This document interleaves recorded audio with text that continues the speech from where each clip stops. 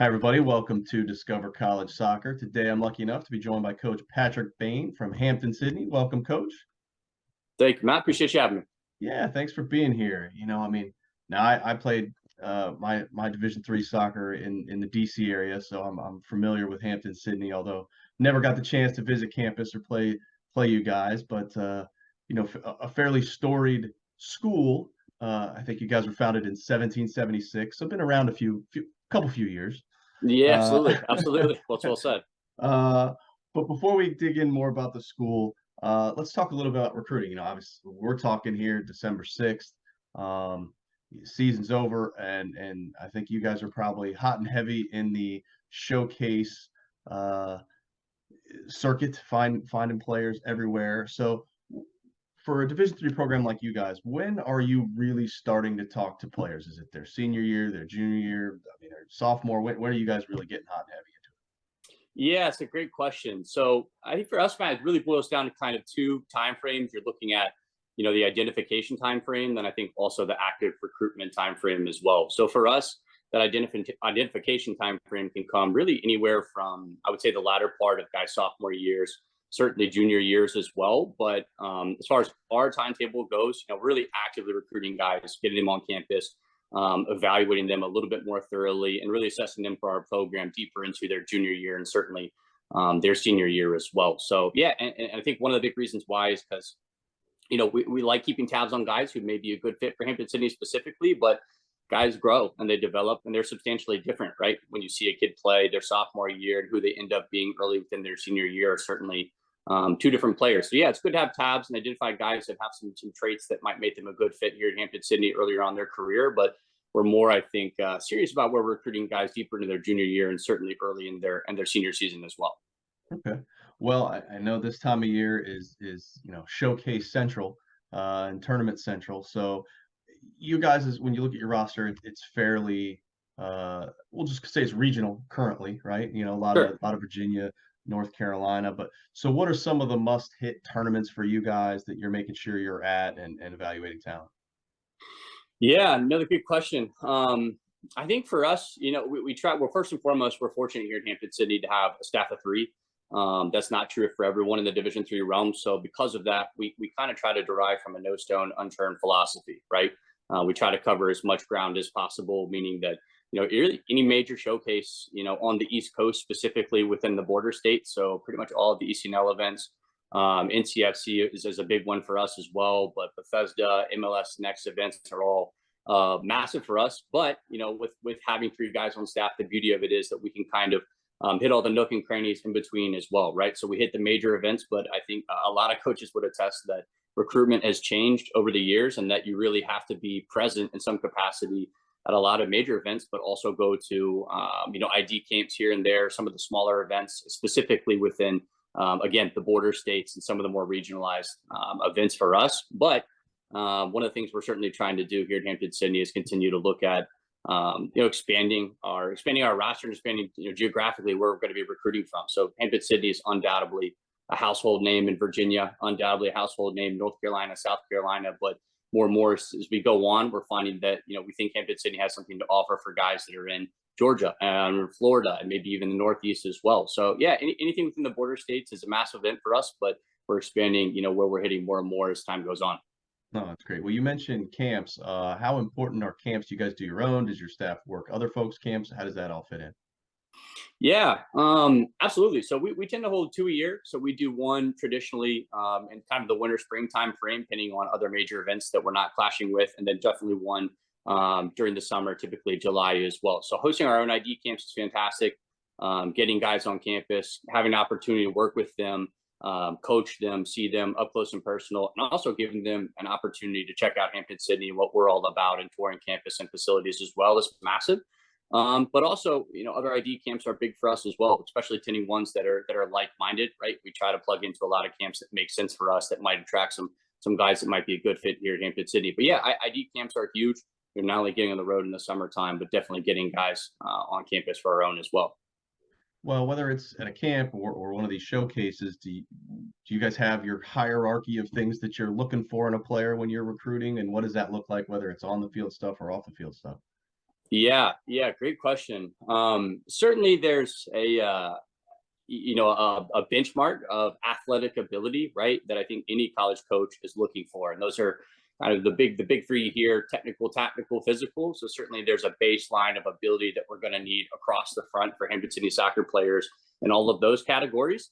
With the next kind of tangibles being the academic side and making sure that you're a good fit here at Hampden-Sydney at a high academic institute, that you potentially fit under one of our popular majors of business, pre-med, pre-law, classic sciences, etc.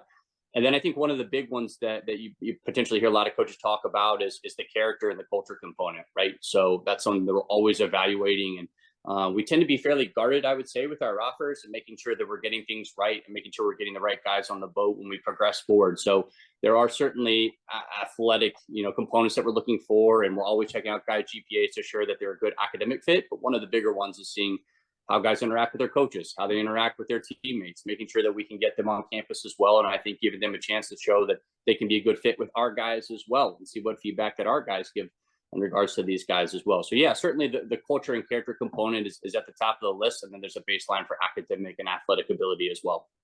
Okay. Well, last kind of question that tends to be on the parents' mind is, okay, what's this going to cost me? And I'm not holding you to hard numbers here, but can you just give me an overview of cost of attendance? What does the academic scholarship and other scholarship and financial aid packages look like over there at Hampden-Sydney? Yeah, so kind of putting a plug in, I guess, for all Division III universities, and that the big thing you have to do is you have to go through the process, right?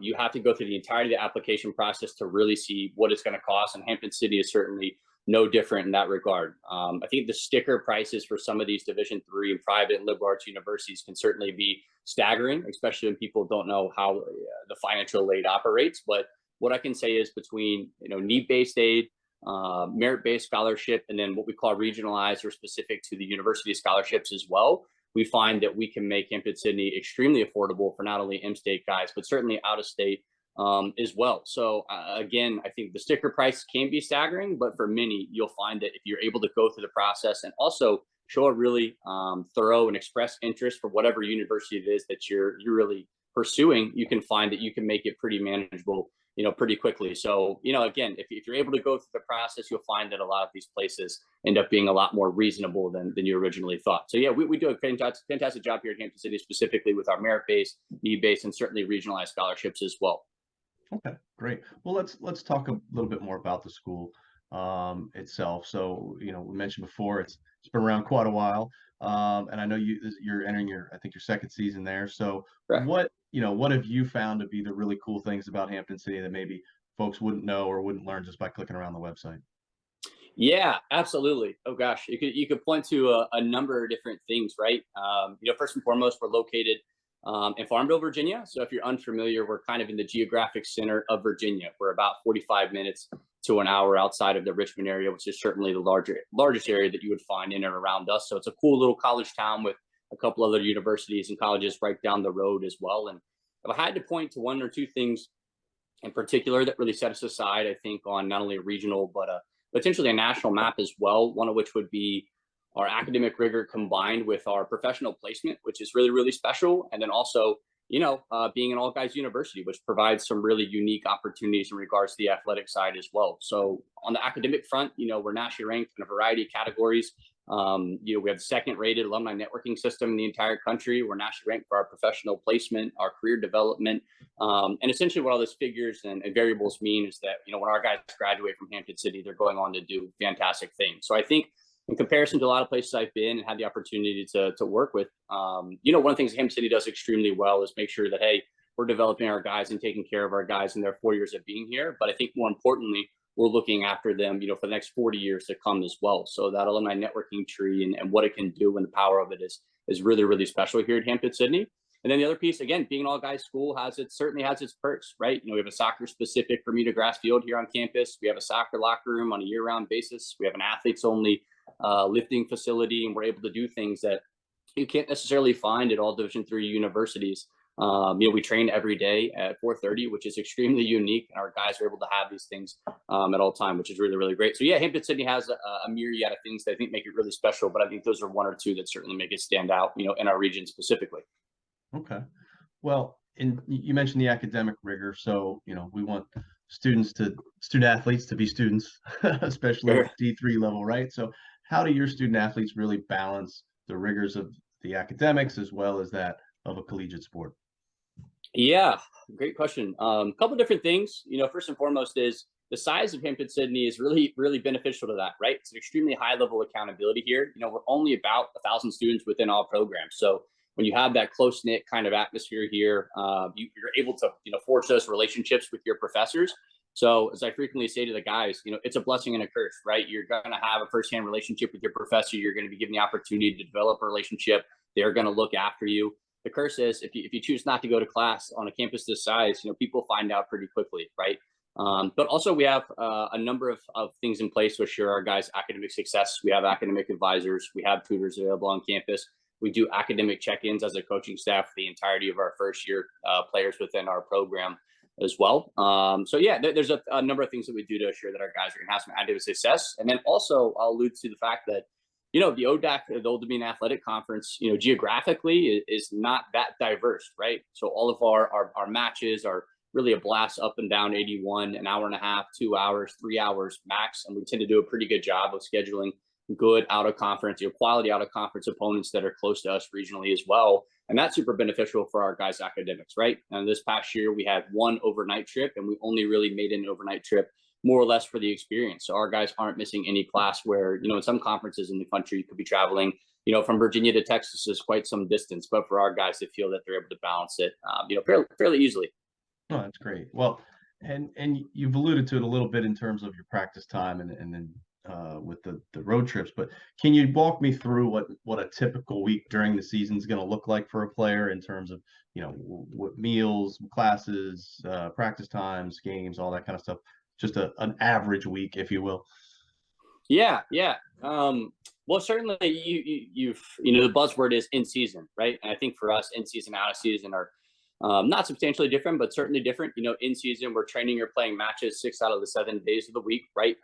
Like most universities, and in the off season, our guys are doing strength conditioning programs 3 out of the 4 days of the week throughout the winter time frame and the spring time frame as well. With the kind of big differentiators being in the winter time frame, our sessions are certainly led by the captains via obviously NCAA rules, legislations, and then in the springtime, we're able to get our hands on them again as a staff. So yeah, in season, it really depends on the kid as well and what year they're in. So seniors' schedule might be substantially different. They might have priority on class scheduling, some of those other pieces. So our senior guys might only have classes on Monday, Wednesday, Friday. They might have some more extensive labs that take a little bit more time on Tuesday, Thursday. But generally speaking, yeah, our guys get up, in that 7-8 kind of time slot, a little bit earlier for the guys who have 8 a.m.s, and that really 7 to kind of 3:30 time frame is engulfed with, not only class and getting meals, a little bit of free time for whatever college guys want to be able to do, and then kind of that 3:30 to 4:30 block is preparation for training. So whether that be film, scouting reports if we have upcoming matches, group film, individualized film. Could be a little bit more functional individualized sessions for some guys that are getting stuff before training. Guys are getting rehab stuff in the training room. And then obviously the training itself and our training sessions, tend to be pretty quick, pretty efficient. We like to get in and out and then get our guys back into the cafeteria, dining hall for the night, and then packing up with their academics on the latter end. So yeah, again, the fortunate thing is that we can have that consistency, not only in season, but in the off season as well. So we train every day at 4:30. And being that we have our own lifting facility as well in the off season, it's no different. So we do our lifting in the morning, and we're able to, kind of coordinate with other teams. And being that there's only nine varsity sports teams here at Hampden-Sydney, it's typically fairly easy to do so. Awesome. Well, let's talk a little bit more about the team. Is there a roster size that you guys are shooting for each year that you find is ideal? Absolutely. For us, we like to fluctuate right around 30 to 32. That's a figure that we feel, we're able to compete with. It's super comfortable. We're able to give guys a really good experience with three coaches on staff, but also gives guys a really legitimate opportunity to compete. I think right around 30, 32, we feel that every guy on any given day could still have an opportunity to step in and be a part of a match, whether it be as a guy's contributing minutes or starting, or whatever it may be. And also we travel everyone as well. And we want to make sure that, a big part of the Hampden-Sydney experience is the culture, is the camaraderie. I think if you look at any sort of our success in recent years, some of the successful, moments that we've had, a big part of what we can attribute that to is the close-knit nature and the camaraderie of the guys within this program. So being able to travel everyone, make sure that everyone is having a really like-minded experience is really important to us as a coaching staff. So yeah, around 30, 32 allows us to do those things. Okay. Now you mentioned that there's three folks on staff. Can you just talk a little bit more about each person and what their role is and how they help everybody out? Yeah, absolutely. So I'll start at the top with Coach Januzzo, obviously the head coach. He's been here for, I believe, 6 years now, and has really done, fantastic things here at the program. I can only take with so much credit being a part of the program for about a year and a half now, but has hit some major high points here, in 2019, 2021 with the 2020 timeframe kind of being that COVID block. We were back-to-back regular season ODAC champions.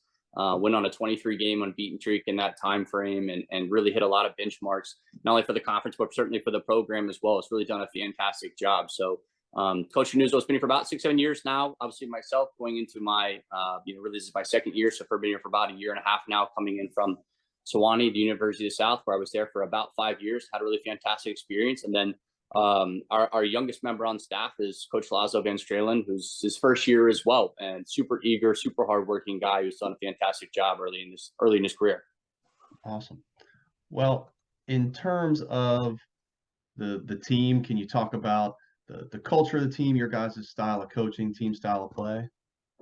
Yeah, really great question. So I would say that coaching wise, above all else, what we really pride ourselves on here in Hampden-Sydney is being extremely relational. We want to hold really, really strong relationships with our guys. We want them to feel like, we do care about them. We do value them.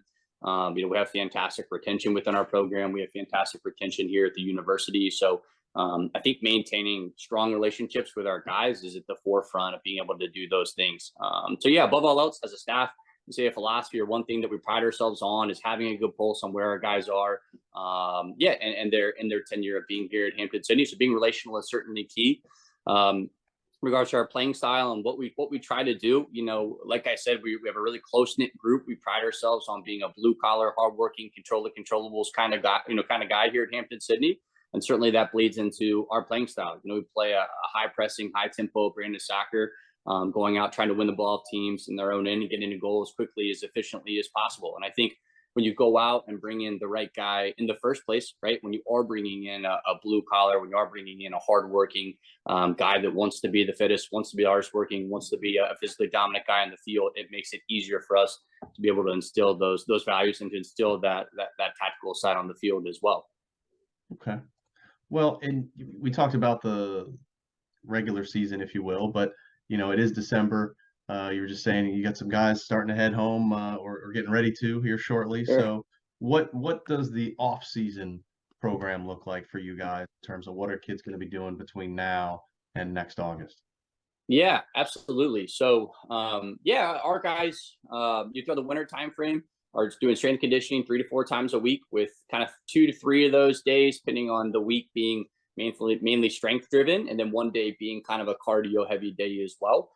In that time frame, it's a really good opportunity for our upperclassmen to kind of develop, or rising upperclassmen, I'll say, to develop some of their leadership. So they're still playing, they're still developing on the field, on a year-round basis. But in that winter block, it's certainly led by the captains. We're giving those guys an opportunity to really step into a leadership role, and it's always really fun and really interesting to hear from the guys at the end of the season on who our leaders are and who's developing as a leader, and then also hear from them after the winter block as well, after they've just gone over a couple of weeks, a couple of months where it's strictly run by our upperclassmen.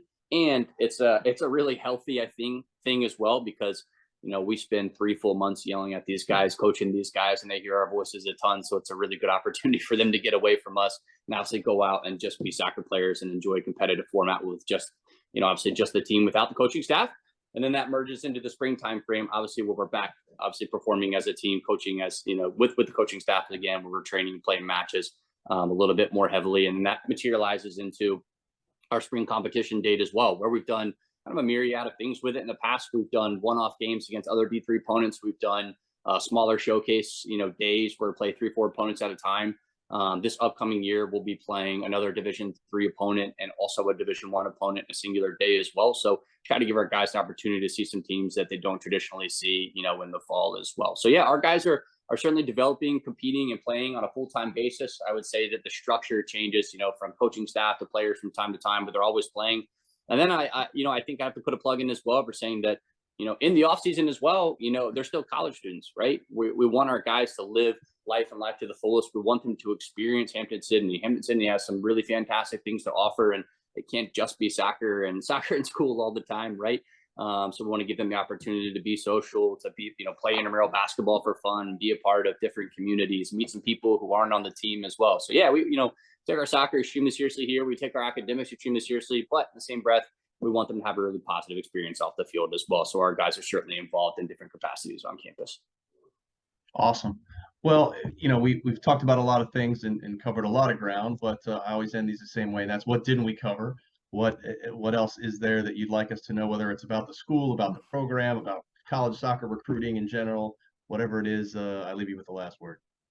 Yeah, well, it could go any direction, right? I think, Matt, yeah, above all else, I think what I would want people to know is kind of it's a really, really exciting time to be here at Hampden-Sydney, right? I firmly believe that this is both and product. You can come here, legitimately to compete for a conference championship in a really, really competitive Old Dominion Athletic Conference, but in the same breath, get a world-class education. Like I said, I think that Hampden City does an unbelievable job of developing these young men over the 4-year being here, but also does an even better job of taking care of them for the next 40 years to come. So it's certainly an exciting time to be here at Hampden Sydney.